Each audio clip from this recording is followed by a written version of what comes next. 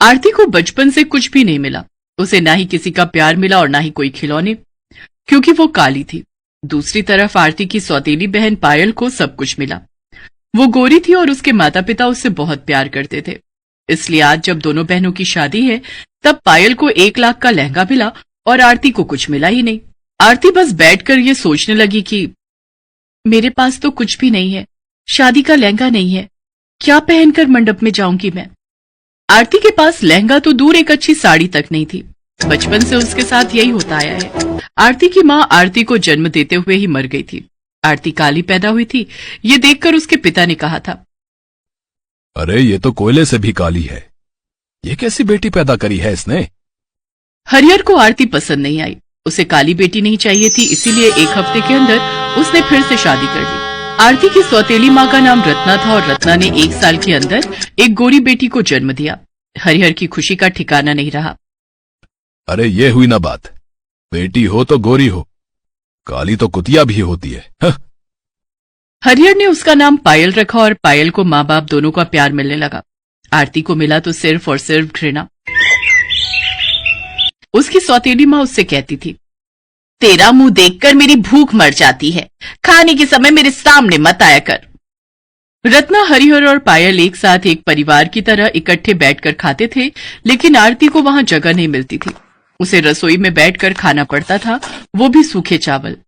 खाना खाते हुए आरती हर रोज रोते हुए अपनी माँ को याद करती थी।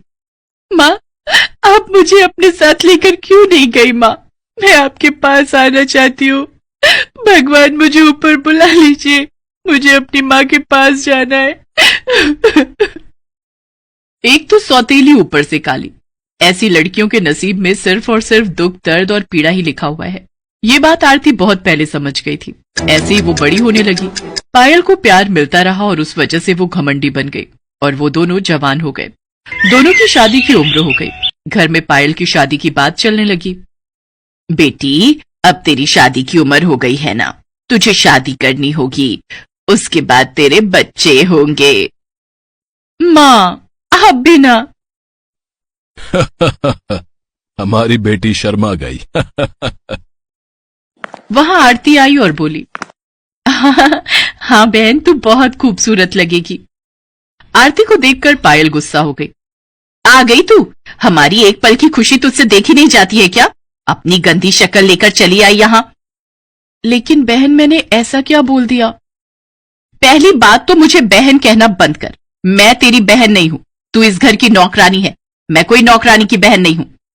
जा भाग यहां से, जाकर खाना बना। अरे खाने से याद आया, कल पायल को देखने के लिए लड़के वाले आ रहे हैं। आरती, उनके लिए बहुत सारा खाना बनाना, समझ गई? जी पिताजी। आरती वहां से चली गई। अगले दिन पायल को देखने के लिए लड़के वाले आए। लड़के का नाम आलोक था। आलोक अपनी माँ के साथ आया था। साथ में उनका नौकर रघु भी आया था। आते ही आलोक की माँ जानकी ने हंसते हुए कहा, हरिहर जी, हम एक नौकर को लाए हैं हमारे साथ। आपको कोई तकलीफ तो नहीं है? वो बात ऐसी है कि हम उसके बिना कहीं जा नहीं सकते।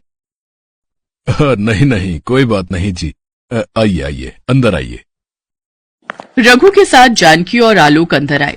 रघु भी बचपन से उन लोगों के साथ ही है। जानकी और आलोक सोफे पर बैठ गए और रत्ना पायल को लेकर हाजिर हो गई। वाह, पायल तो दिखने में बहुत अच्छी है। अरे वाह बेटा, एक नजर में पसंद भी कर लिया। वो लोग बैठकर गप्पे शप्पे लड़ाने लगे और तभी आरती खाना लेकर आ गई। ये लीजिए, आप लोगों के लिए खाना लाई हूं, खा लीजिए, नहीं तो ठंडा हो जाएगा। हरिहर जी, ये कौन है? ये हमारे घर की नौकरानी है। अच्छा, पायल बेटी, तुम्हें खाना बनाना आता है ना? पायल को खाना बनाना नहीं आता था, इसीलिए वो चुप रही। जानकी और आलोक ने आरती का बनाया हुआ खाना खाया और उन लोगों को बहुत अच्छा लगा। वाह वाह, खाना तो बड़ा स्वादिष्ट है, लेकिन हरिहर जी, ये तो आपकी नौकरानी ने बनाया है, लेकिन मुझे आपकी बेटी के हाथ का कुछ खाना है। वो असल में मेरी बेटी को खाना बनाना नहीं आता है। तो फिर ये शादी नहीं हो सकती। शादी के बाद हम खाएंगे क्या? तभी हरिहर के दिमाग में एक आइडिया आया। क्यों ना रघु के साथ आरती की शादी कर दी जाए। आरती भी आपके ही घर में चली जाएगी और हर रोज खाना बनाकर खिलाएगी। सभी शादी के लिए मान गए। आरती और रघु से किसी ने एक बार भी नहीं पूछा। हरिहर ने एक तीर से 2 निशाने मार दिए। दहेज के बिना आरती की शादी नहीं होने वाली थी, लेकिन अब आरती को विदा करने के लिए हरिहर को एक्स्ट्रा पैसे खर्च करने की जरूरत नहीं पड़ेगी। शादी का दिन नजदीक आने लगा और पायल ने 1 लाख का लहंगा खरीद लिया। आरती ने कहा, पिताजी मेरे लिए लहंगा नहीं खरीदा आप लोगों ने? तू लहंगा पहनकर क्या करेगी? नौकरानी को लहंगा पहनना है, हाँ? सभी ने हंसते हुए आरती की बात को टाल दिया, लेकिन आरती को पता था कि शादी जिंदगी में सिर्फ एक ही बार होती है। मुझे भी लहंगा चाहिए, 1000 का लहंगा हो तो भी चलेगा। तेरे लिए 1 रुपया भी खर्च नहीं करूंगा मैं। पता नहीं कहां से आ गई तू। तुझे तो अफ्रीका के जंगलों में होना चाहिए था। और ऐसे ही शादी का दिन आ गया। पायल लहंगा पहनकर तैयार होने लगी, लेकिन आरती के पास पहनने के लिए कुछ भी नहीं था। वो अपनी माँ की फोटो के सामने खड़ी होकर रोने लगी। माँ, क्या ऐसी शादी होगी मेरी? न लहंगा न अच्छे कपड़े, यहाँ क्यों रख के गई मुझे माँ? उत्तर दो माँ, उत्तर दो। तभी अचानक से आरती को उसकी माँ की आवाज सुनाई दी, जैसे कि आकाशवाणी हो रही हो। बेटी, मैं तेरी माँ हूं। तेरे बारे में तो मुझे सोचना ही पड़ेगा। बिस्तर के नीचे एक ट्रंक है, उसके अंदर मेरी शादी का लहंगा है, उसे निकाल कर पहन ले। माँ, माँ कहाँ हो आप? तेरे दिल में हूं बेटी, अब जल्दी से लहंगा पहन ले। आरती ने बिस्तर के नीचे से ट्रंक निकाला और उसमें से लहंगा निकालकर पहन लिया, और पहनते ही एक चमत्कार हो गया। आरती काली से गोरी हो गई। वो इतनी सुंदर हो गई कि खुद को आईने में देखकर उसके खुद के होश उड़ गए। क्या मैं इतनी सुंदर हूं? लेकिन कैसे? ये माँ का प्यार है बेटी। अब जा, शादी के मंडप में जा।